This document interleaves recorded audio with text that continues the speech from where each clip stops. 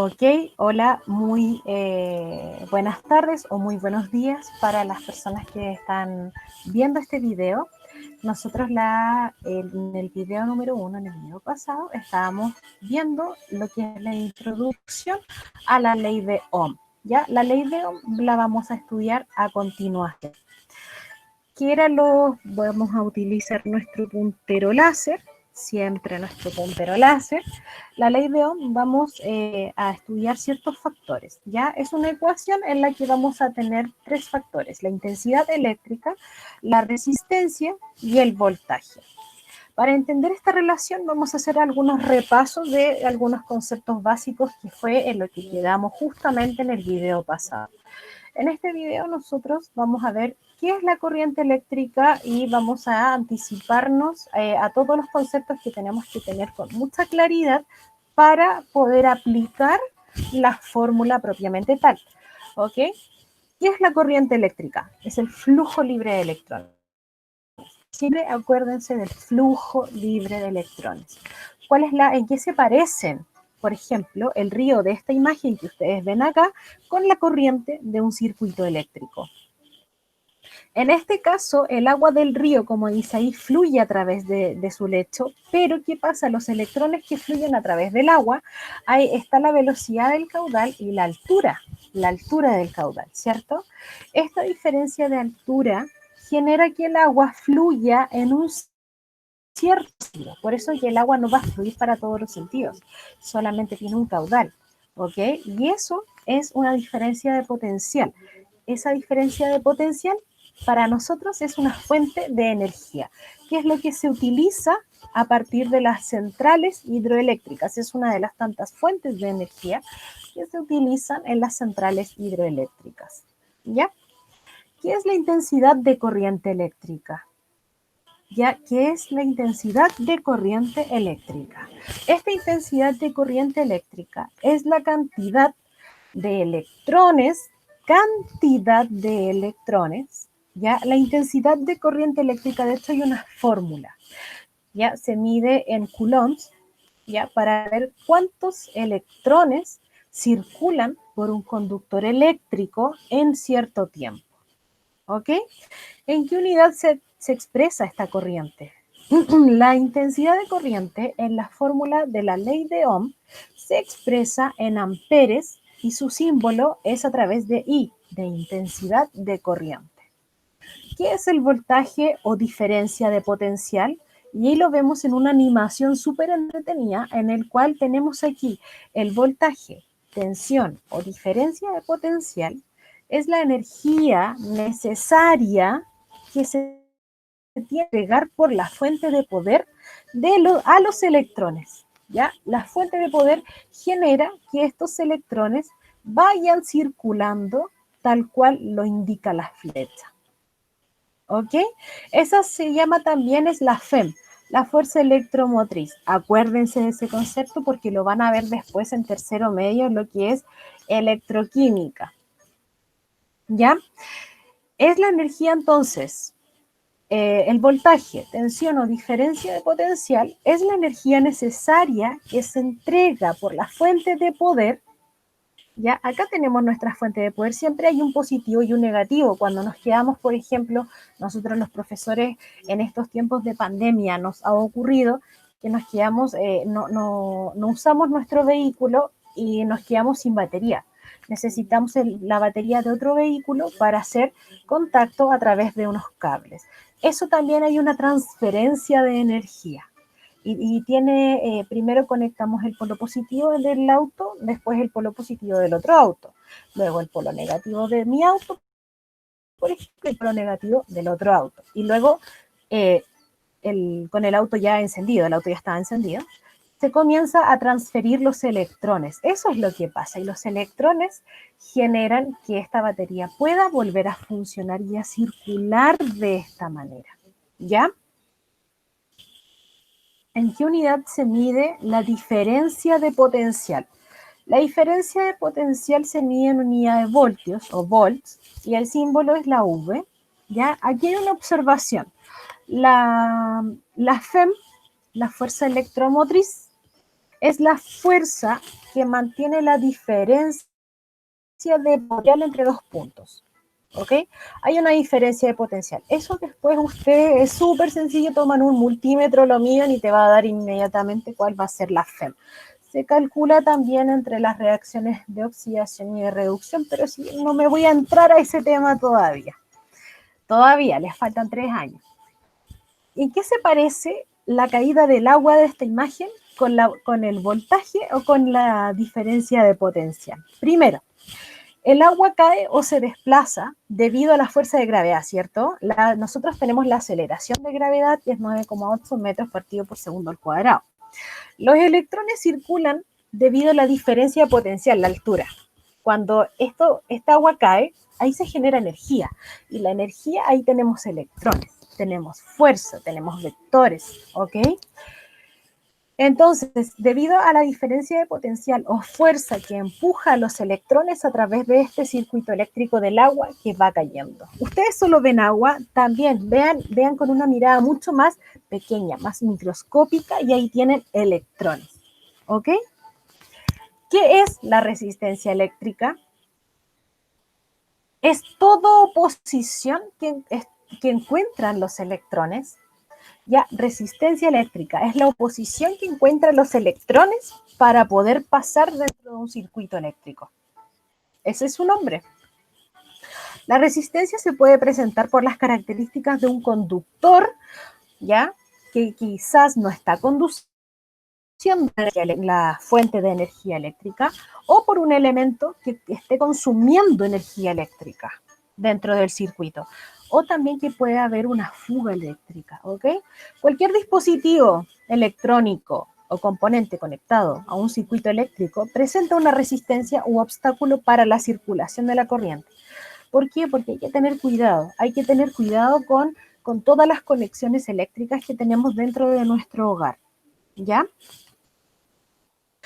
¿En qué se parece el desplazamiento del agua a que muestra la figura con la resistencia eléctrica? Y aquí voy a ir un poquitito más rápido para que vayamos a lo que nos convoca hoy día. Tanto la corriente eléctrica como el agua se encuentran con elementos que se oponen, ¿cierto? Entonces aquí estos elementos se oponen a que el agua pueda fluir, este caudal pueda fluir libremente. Aquí yo puedo relacionar y visualizar la resistencia eléctrica y la puedo comparar, ¿ya? Ejemplos. En el circuito, el filamento de la ampolleta es un elemento que obstaculiza la circulación de los electrones. Por esa razón, la ampolleta constituye una resistencia para el circuito y tenemos que saber conectar la ampolleta junto con la fuente de poder y con el conductor, que sería el cable, para que se pueda, en este caso, encender la ampolleta. Primero, tenemos los electrones fluyendo libremente. Ahí tenemos una baja resistencia. Cuando los electrones fluyen libremente, hay una baja resistencia. Pero ¿qué ocurre si los electrones fluyen, les cuesta que fluya? Cuesta mucho que fluya. Hay una alta resistencia, ¿verdad? Luego, los electrones fluyen por un mal conductor. Ahí hay una alta resistencia. En este caso, los electrones van a chocar unos contra los otros y al no poder circular libremente, ven, flujo libre de electrones. Como no pueden circular libremente, generan calor. Aquí está el problema. Cuando generan calor, puede haber una explosión, ¿cierto? Y puede haber un incendio. Por eso es que es tan importante todos estos temas de electricidad. ¿En qué unidad se expresa la resistencia eléctrica? ¿Qué símbolo la representa? La resistencia eléctrica de un circuito se expresa en ohm. La resistencia eléctrica se designa por una letra R. Y en este caso, en un circuito, se encuentran resistencias eléctricas como los que vemos en estas figuras, ¿ya? Tenemos diferentes tipos de resistencias. ¿Todos los materiales presentan la misma resistencia al paso de los electrones? Yo creo que no, ¿cierto? Por supuesto que no. Por algo se utilizan ciertos mejores conductores que otros y que puedan ser mucho más accesibles. En este caso, hay materiales que presentan menor resistencia. Al presentar menor resistencia, son buenos conductores. Y si presentan mayor resistencia, son malos conductores, ¿ok? ¿Por qué los cables de todos los instrumentos o los electrodomésticos son de cobre y no de otro material? Bueno, primero porque el cobre, todavía creo que alguna parte chiquitita de cobre es chilena y es muy accesible, ¿ya? Pero sí hay otros materiales que son mejores conductores. ¿Saben cuál? Yo creo que ni se lo imaginan. Pero aquí en la otra diapositiva viene la respuesta. Porque el cobre es un buen conductor y tiene un bajo costo, es accesible. El oro es un buen conductor, pero si imaginan fuese todo el cableado de oro, en realidad no tendríamos cableado eléctrico, ¿cierto? El mejor elemento metálico es la plata, ya es la que tiene la mejor conductividad. O en este caso, considerando que la conductividad es la facilidad de poder desplazar una corriente eléctrica en un material y es inversamente proporcional a la resistencia. Entre el oro y el cuarzo, ¿cuál es mejor conductor según la tabla? El oro, ¿cierto? El oro es mejor conductor. Tenemos acá el oro que es 0,44 y el cuarzo que es 0,0016. Ya tiene que ser mayor, porque así va a ser, como lo dice acá, es inversamente proporcional a la resistencia, la conductividad. Entonces, a mayor conductividad, menos resistencia. Por eso es que la plata es el mejor conductor de electricidad. Un resumen. Acá ustedes pueden completar, y esto lo van a completar en su guía, la magnitud eléctrica. En este caso, la intensidad, ¿con qué se relaciona? ¿Con qué se mide? La tensión, el voltaje o la diferencia de potencial. Ahí está su definición, en qué se mide. Aquí les entrego la definición, qué magnitud es y en qué unidad de medida se mide. ¿Ya? Aquí voy a pasar muy rápidamente para que ustedes también traten de completarlo, ¿cierto? En un circuito eléctrico, la intensidad, la resistencia y el voltaje están totalmente relacionados. Por ejemplo, si en un mismo circuito se varía el voltaje agregando pilas, también va a variar la intensidad de corriente, ¿cierto? Primero, aquí hay una simulación y con esto quiero terminar porque me quedan 4 minutos. La simulación que aparece en este cuadro muestra un circuito con las medidas de la intensidad de corriente.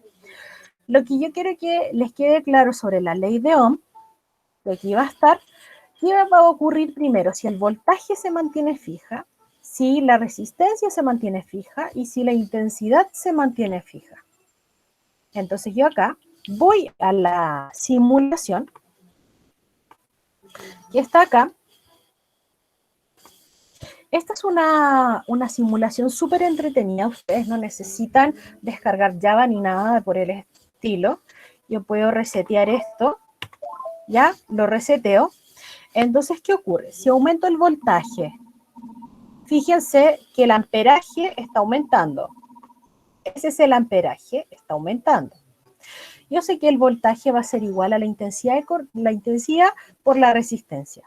Si el voltaje disminuye el amperaje. Dejémoslo en 1. 1 voltio y va a tener una corriente de 2 miliamperes, o sea, 0,02 amperes, ¿ya? Y la resistencia de 500 ohm. Ustedes pueden corroborarlo matemáticamente. Pero ¿qué pasa si aumento la resistencia? Voy a tener menor flujo de electrones, por lo tanto, mi amperaje, que es el flujo de electrones, se va a ver disminuido, ¿cierto?